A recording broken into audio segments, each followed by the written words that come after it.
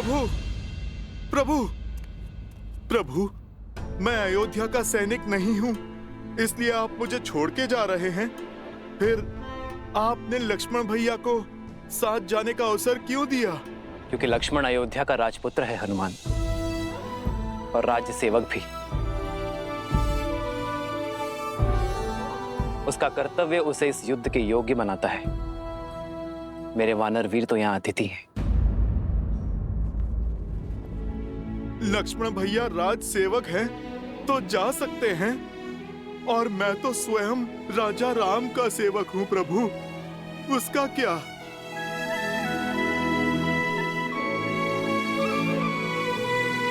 प्रभु, रघुवंशी कभी ना वचन तोड़ते हैं और ना ही भूलते हैं।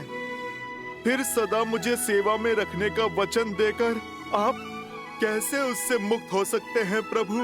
आप निर्णय कीजिए प्रभु, हनुमान क्या है, वानर या भक्त? तुम मम प्रिय भरत ही सम भाई कह के गले लगाया आपने, और अब आप प्रभु अतिथि कहकर दूर कर रहे हैं। ठीक है प्रभु, आप तो राजा हैं, बड़े दायित्व हैं आप पर प्रभु मेरा तो एक ही दायित्व है, अपने प्रभु श्री राम की सेवा। नहीं प्रभु, मैं उससे विमुख नहीं हो सकता। प्रभु, मैं आपके बिना जी नहीं पाऊंगा, नहीं जी पाऊंगा आपके बिना प्रभु। प्रभु, प्रभु आप मान जाइए ना, प्रभु आप ले चलिए ना मुझे अपने साथ प्रभु। प्रभु आप मान जाइए प्रभु, ले चलिए ना मुझे अपने साथ प्रभु। हनुमान, उठो।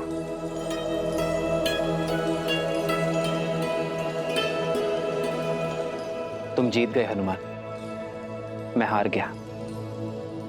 चलो हमारे साथ, किंतु मेरी एक शर्त है। कैसी शर्त प्रभु? कि तुम शस्त्र नहीं उठाओगे।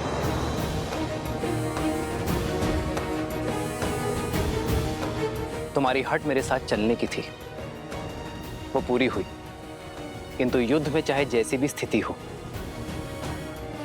तुम अस्त्र शस्त्र का उपयोग नहीं करोगे। स्वीकार है प्रभु, स्वीकार है।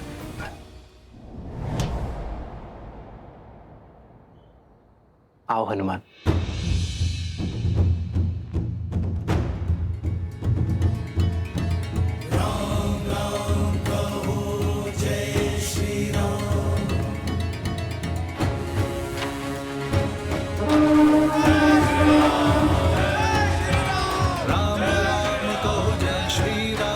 दशरथ नंदन राजा राम, राम नाम भजते हनुमान, अवध बिहारी राजा राम। जय श्री राम, जय श्री राम, जय श्री राम, जय श्री राम, जय श्री राम, जय श्री राम, जय श्री राम। राम सत्य में युद्ध पर स्वयं छा रहा है। जय श्री राम।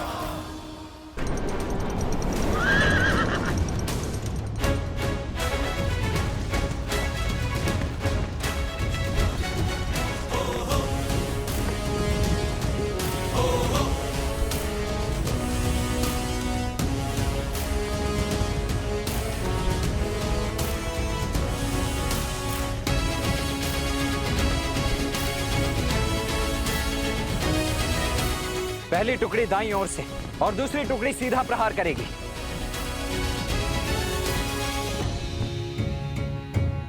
सारथी, रोको।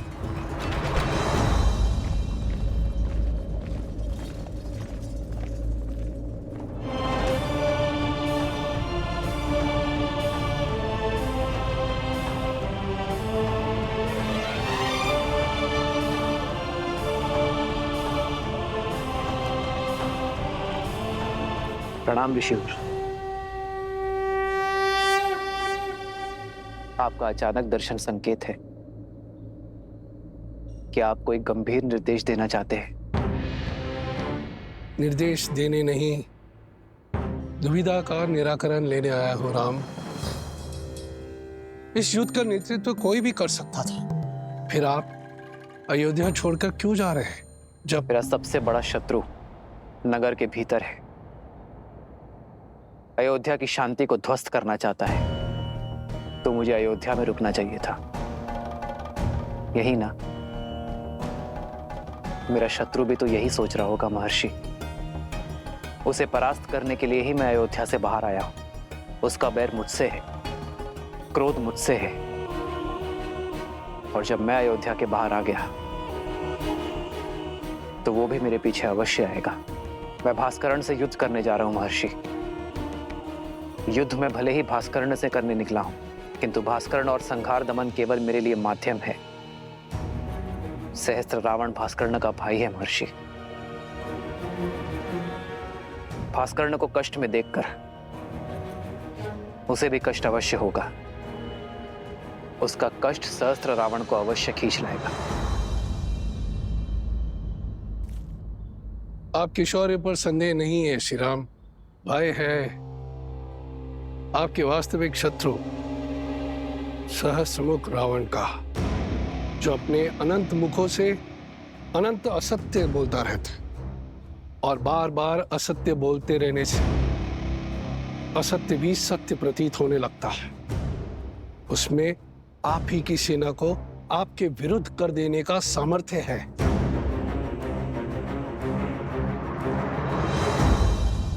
इसीलिए तो सहस्त्र रावण को अयोध्या से दूर खींच लाऊंगा मैं। उसे अकेले ही ललकारूंगा,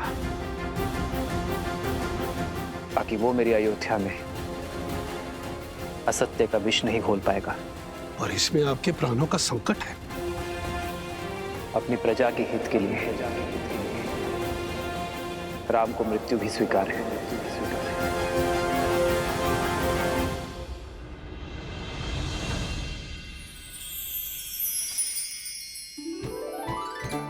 स्मरण है दीदी, माता स्वयं अपने हाथों से तिलकूट बनाया करती थी।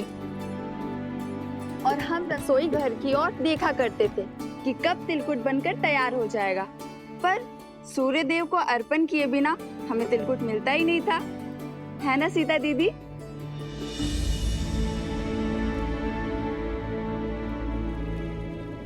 कहाँ खो गई दीदी?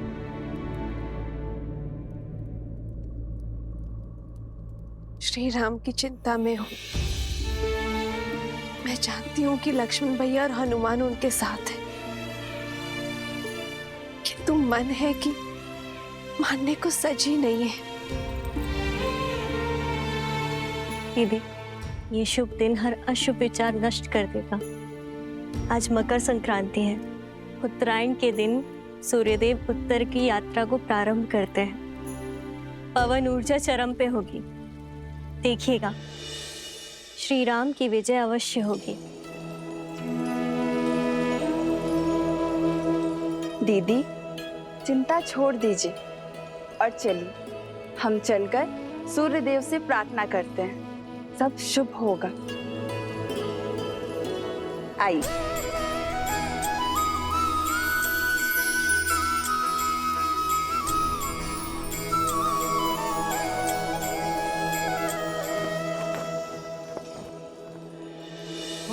माघ मकर गत रवि जब होई, तीरथ पति ही आव सब कोई। देव धनुज किन्नर नर श्रेणी, सादर मजही सकल त्रिवेणी।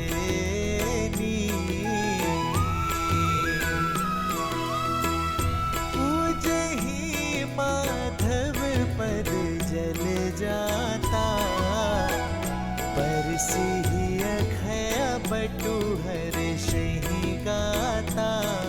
हे सूर्यदेव, मेरे श्री राम को युद्ध में विजय देना। शीघ्र अति शीघ्र लौटकर उन्हें परिवार और राज्य की सेवा करने का अवसर दीजिएगा। सुना नहीं क्या क्या बातें हो रही है नगर में? कैसी बातें? लोग आजकल कानाफूसी कर रहे हैं राजा राम और माता सीता के विषय में। हाँ, मेरे पति ने भी मुझे राजमहल की सेवा छोड़ने के लिए निर्देश दे दिया है। क्यों, ऐसा क्या हुआ? क्या बातें कर रहे हैं आप लोग? बोलो, क्या बोल रही थी तुम? जी, वो मेरे पति दूसरी पत्नी लाना चाहते हैं और जब मैंने विरोध किया और श्री राम के एक पत्नी व्रत होने पर दुहाई दी, तब उन्होंने क्रोधित होकर कहा कि राजाओं का क्या, वैसे भी श्री राम के प्रेम के आगे उनको कुछ गलत नहीं लगता। वो तो कुछ भी नीति बना सकते हैं। उनको कौन है कहने वाला? सामर्थ्य को दोष और स्वर्ण को दाग नहीं लगता। पर हमें राजाओं की चाल पर नहीं चलना। और कहा कि महल के वातावरण से मेरा मन दूषित हो जाएगा। कैसा दाग और किस पर लगा है? वो तो नहीं बताया। आने दो श्री राम जी को। जब ये प्रश्न राजसभा में सबके सामने पूछा जाएगा, तब हर रहस्य से आवरण हटाना ही पड़ेगा। मांडवी, श्रुतकीर्ति,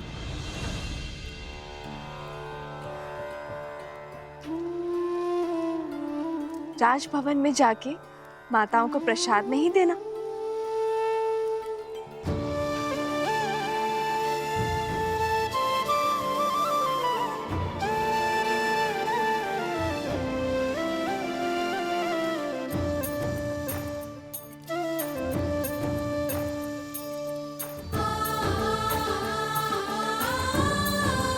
कितनी शुद्ध और सरल है देवी सीता। इनके बारे में कोई इतना ओछा कैसे बोल सकता है? दीदी, किसी दासी का पति राजमहल के वातावरण के बारे में आपत्तिजनक बातें फैला रहा है। राजा और रानी के विषय में शंका पनपना उचित नहीं है। समस्या फैल सकती है दीदी। राम राज्य में अराजकता कभी नहीं आएगी मांडवी। श्री राम आते ही कोई ना कोई हल अवश्य निकाल देंगे।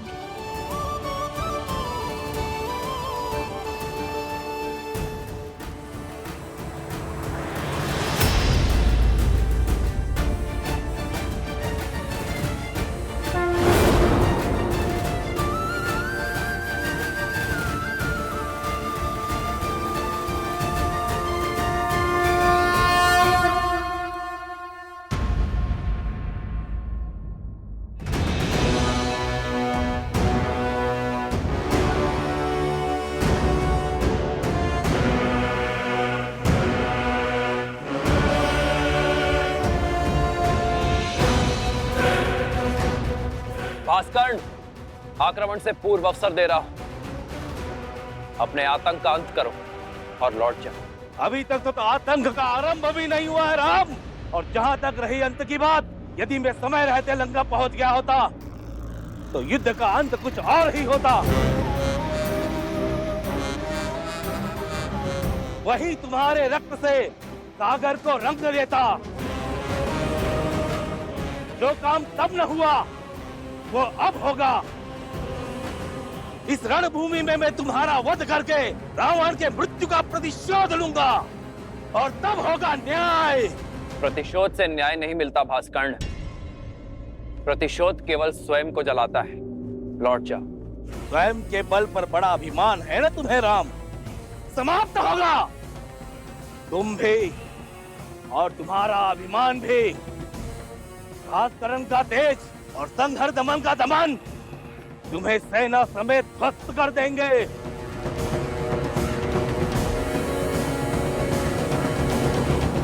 लक्ष्मण, मैं भास्कर्ण का सामना करूंगा।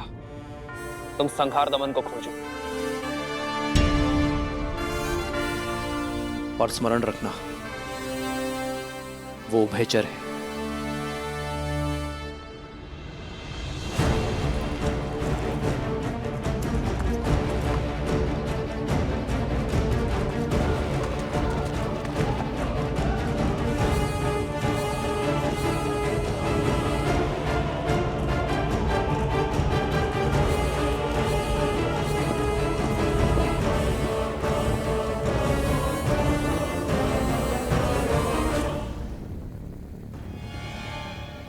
भास्करण का पुत्र संहार दमन, जिसमें सहस्त्रों बैलों का बल है, जिसके सानिध्य में आठों दिशाएं, सागर का बवंडर और चक्रवात है। साथ ही वो उभयचर भी है।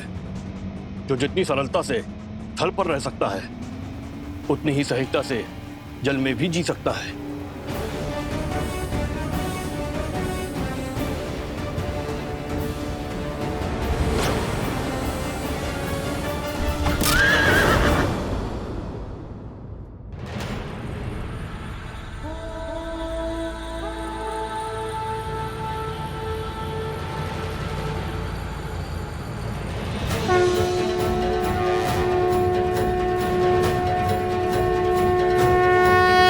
आक्रोश जोश क्रोध का ये क्षण है प्रतिशोध का, ललकार और पुकार अति विरोध का।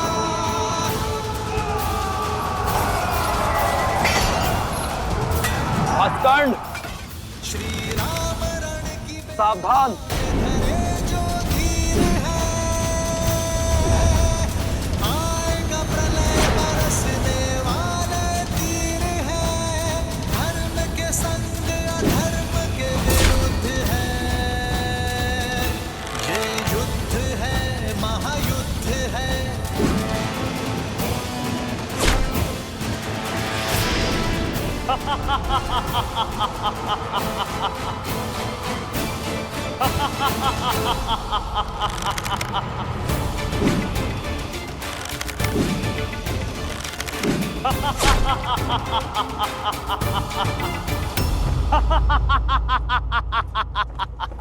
बस राम, बाण क्या, ब्रह्मास्त्र चला दो।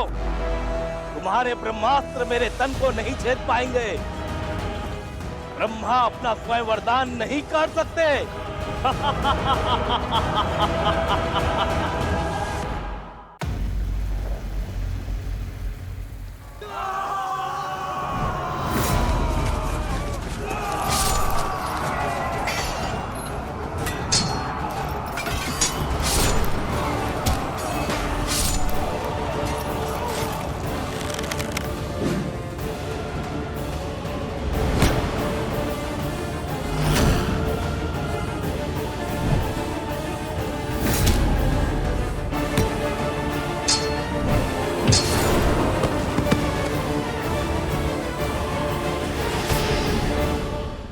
बताओ, कहां है संज्ञान रमन?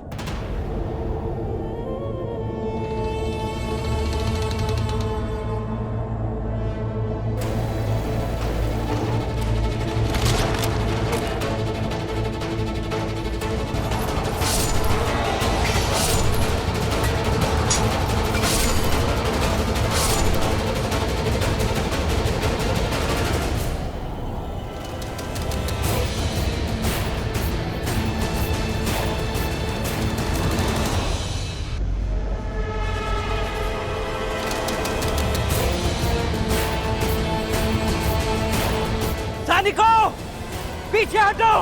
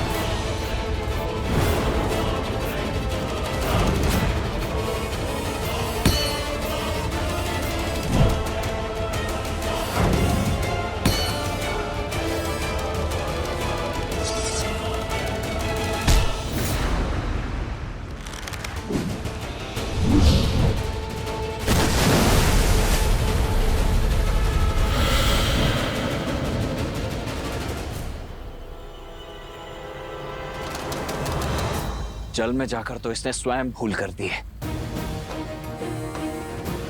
ब्रह्मदेव के वरदान के अनुसार उसकी मृत्यु जल के भीतर ही हो सकती है, वो भी तब जब उसकी श्वास नली काट दी जाए।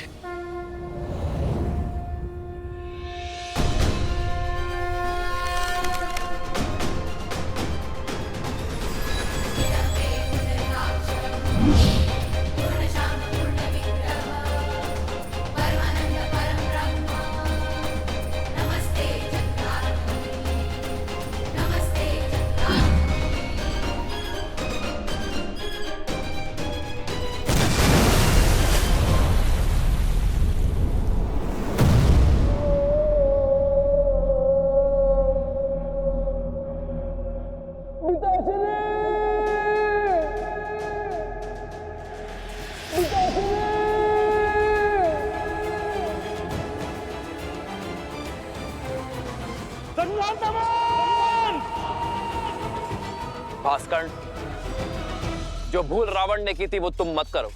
अपने पुत्र की मृत्यु से शिक्षा लो, अपना प्रतिशोध भूलो और लौट जाओ।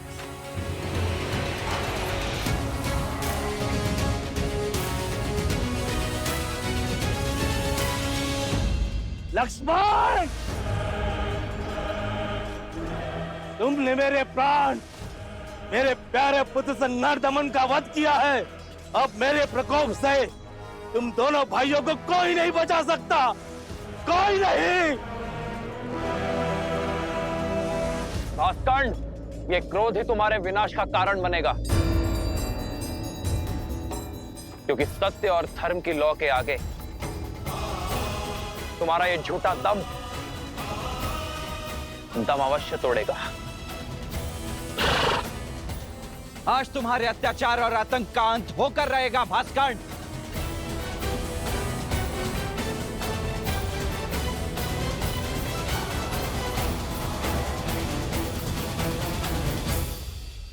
पवन पुत्र, तुम्हें अस्त्र नहीं उठाने हैं, किंतु इसके मर्दन के लिए तुम्हारी ही आवश्यकता होगी।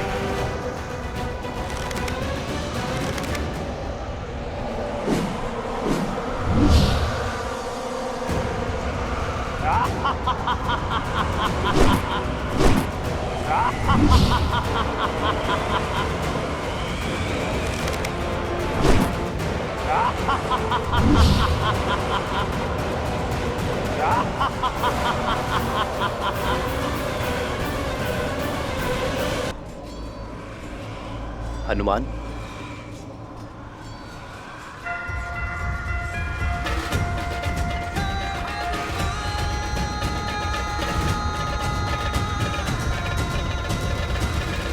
पिताश्री वायुदेव प्रकट हो।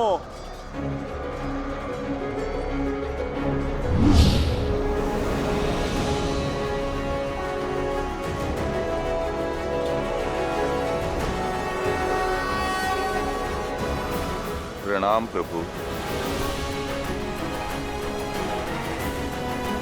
कैसे स्मरण किया पुत्र? पिताश्री, राम काज में आपकी सहायता की आवश्यकता है। मैं कुछ क्षण के लिए आपको अपने अंदर बसाना चाहता हूँ।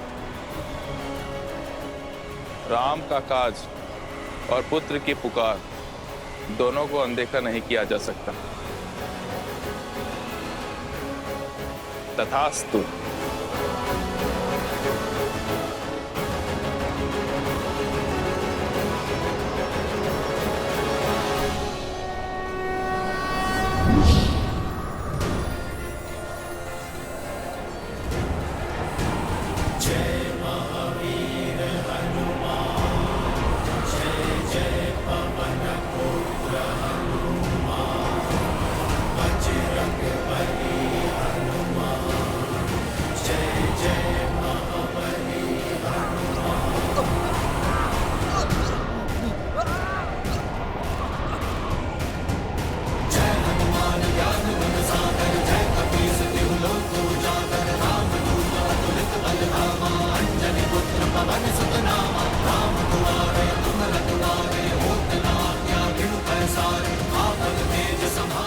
भैया, यदि हमने और देरी दिखाई तो कदाचित हम सभी का अंत हो जाएगा।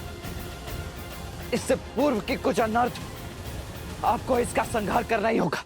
लक्ष्मण, वायु अब भास्करण्य के संपर्क में नहीं है, किंतु वो धरा पर अब भी खड़ा है। जब तक वो युद्ध भूमि पर होगा, उसका अंत असंभव है लक्ष्मण।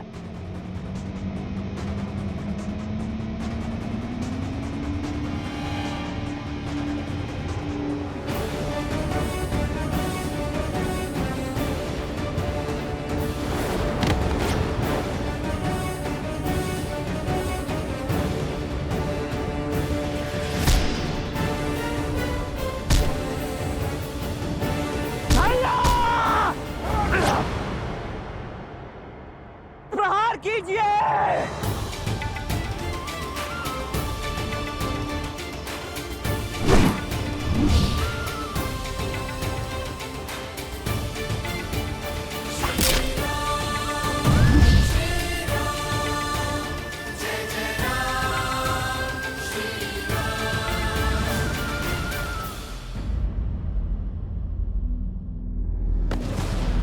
लक्ष्मण,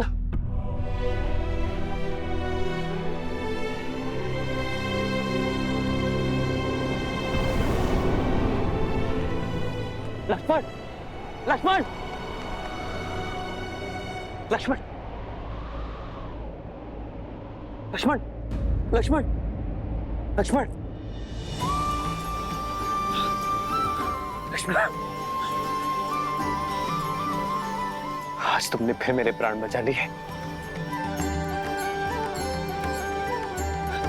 लक्ष्मण,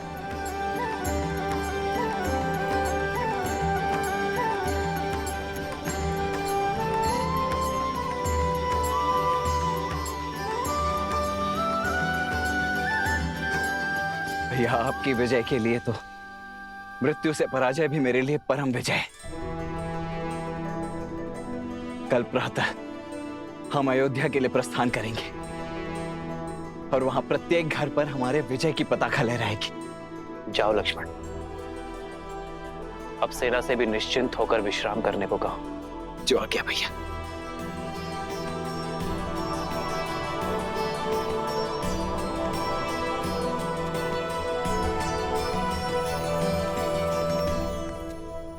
युद्ध अभी समाप्त नहीं हुआ है लक्ष्मण।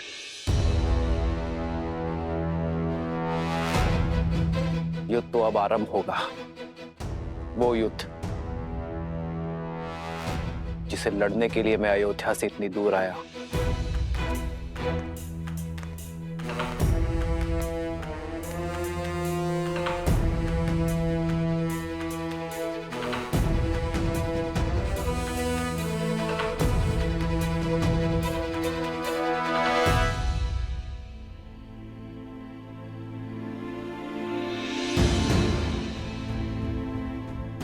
लोग आजकल कानाफूसी कर रहे हैं राजा राम और माता सीता के विषय में। हाँ, मेरे पति ने भी मुझे राजमहल की सेवा छोड़ने के लिए निर्देश दे दिया है। वैसे भी श्री राम के प्रेम के आगे उनको कुछ गलत नहीं लगता। वो तो कुछ भी नीति बना सकते हैं। उनको कौन है कहने वाला?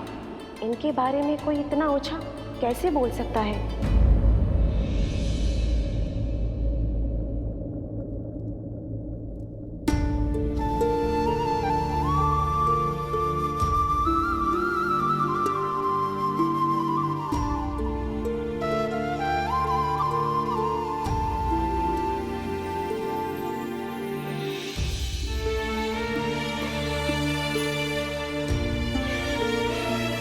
सीता कभी चिंतित हो ही नहीं सकती यार, परंतु एक होने वाली माँ का स्वप्न बिगड़ जाने का शोक अवश्य है।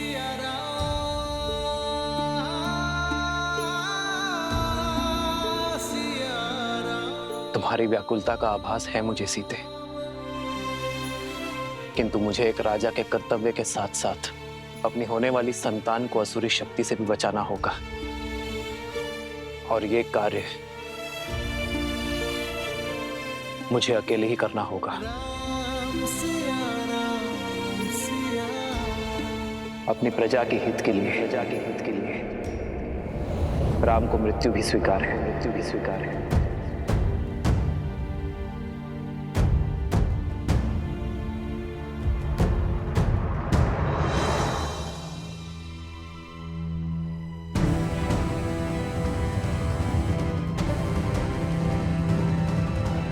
इतनी रात्रि में धनुष लेकर प्रभु अकेले कहाँ पे जा रहे हैं?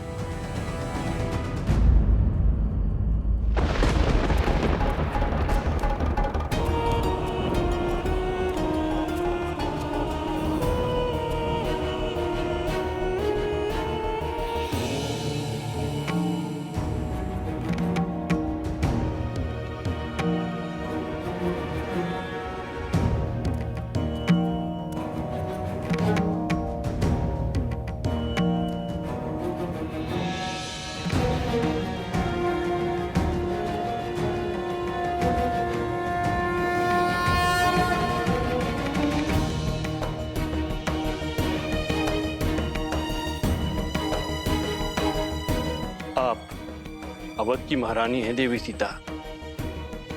आपका व्यथित होना प्रजा के हित में नहीं। प्रजा की ही चिंता में हूँ गुरुवर। नागरिकों के विचारों में मलिनता आ रही है और मन में शंका का विष घुल गया है। ये नगर में कौन सी असुरी शक्ति पग पसार रही है गुरुवर?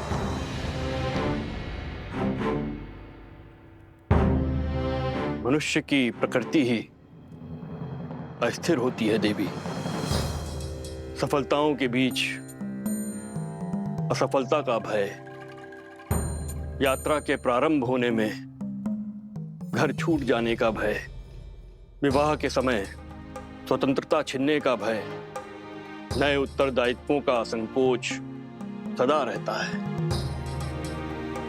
मन में सदा द्वंद्वों का भंवर चलता ही रहता है। ये उचित है कि संसार का आधार सत्य है, किंतु यहां असत्य भी उपस्थित रहता है।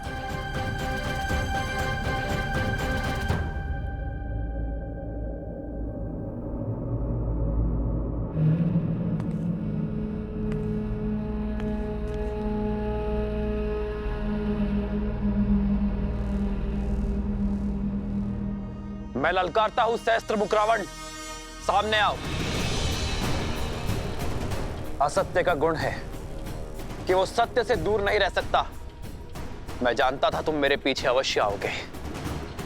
अब बात और वार छुप कर नहीं, सम्मुख होकर होंगे। हार जाओगे राम। मुझे जितना काटोगे उतना ही मैं बढ़ूंगा।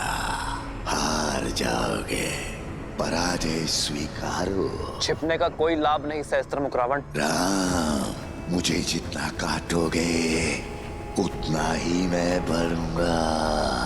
हार जाओगे, पराजय स्वीकारो।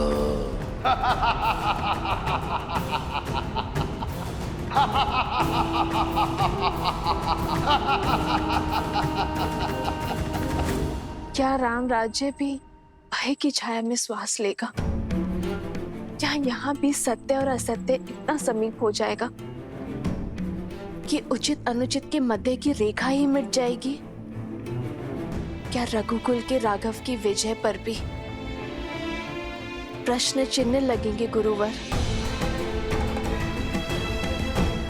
राम सिंहासन पर अवश्य आरूढ़ हो गए हैं देवी, किंतु किसी भी अभूतपूर्व कार्य के सफल होने में समय लगता है। राम राज्य स्थापित होने में भी अभी समय है। धर्म और कर्म के अमृत से इस धरा को सींचना होगा। राम को अभी और संघर्ष करना होगा।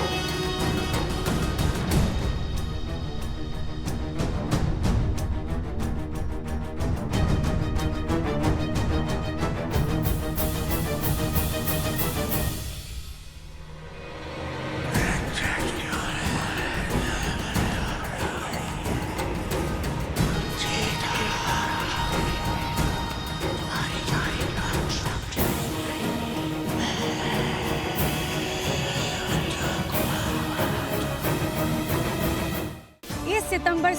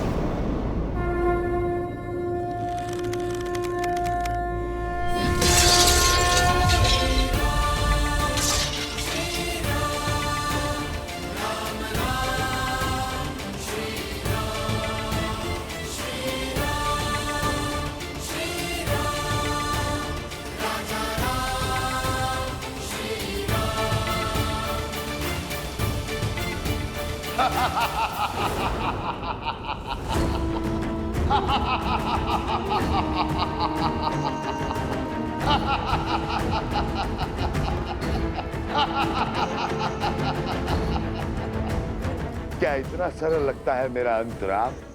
कोई अस्त्र, कोई शस्त्र मेरी मृत्यु का मार्ग प्रशस्त नहीं कर सकता है, क्योंकि मैं शरीर नहीं, सोच हूं राम।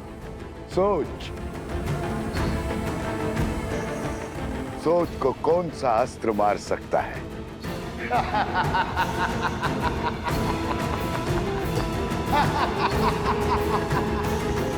शक्ति को नहीं हरा सकते गुरुवर। जिसके बाण असत्य हो, धनुष अधर्म हो, उसे पराजित करना सरल नहीं होता। बार बार दोहराया गया सत्य सत्य प्रतीत होने लगता है, मन में संदेह उत्पन्न करने लगता है। इसलिए आवश्यक है कि ऐसी स्थिति में व्यक्ति का मन दृढ़ हो, और ये दृढ़ता बल से नहीं, संस्कारों से आती है। संस्कार से ही इसे पराजित किया जा सकता है। ऐसे संस्कार जो व्यक्ति की चेतना को पवित्र करे और समस्त संसार में संस्कारों को स्थापित करती है। स्त्री शक्ति, अर्थात इस भयंकर असुर को केवल एक स्त्री शक्ति ही पराजित कर सकती है, किसी राजा के बल की शक्ति नहीं।